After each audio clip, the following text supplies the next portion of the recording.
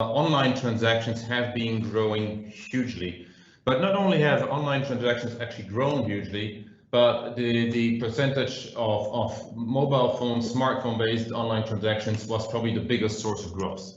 That means that fraud has evolved from being a classic type of fraud and online to really a mobile phone fraud.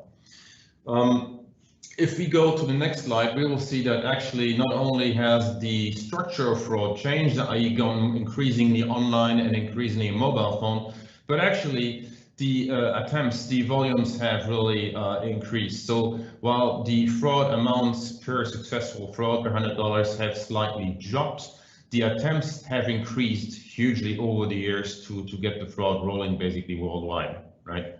And we clearly have a projection that fraud will continue to increase. This is an indication very simply that actually fraud is a lucrative business, right?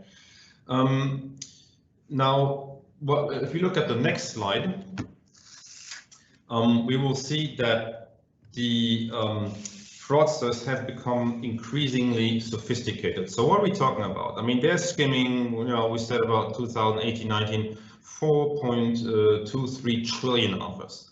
And how have they become more sophisticated? Well, one is basically they're doing smurfing. So smurfing means that they will skim small amounts, they'll skim broken amounts, where in the past fraudsters were actually taking a recurrent amount, they'll take amounts that are broken, that change every month, so that simply it appears to be less visible for somebody looking at their account statement or a company looking at their expenses and all that stuff. The other thing fraudsters are doing, they're increasingly actually creating what we would call synthetic IDs. So they create programs that will behave, more or less like a human, mimic some type of behavior, and go ahead like this. That means, again, it makes it far more difficult to detect. While in the past there were simple rule-based engines that were skimming a few cents from accounts or from basically payment pipes every month.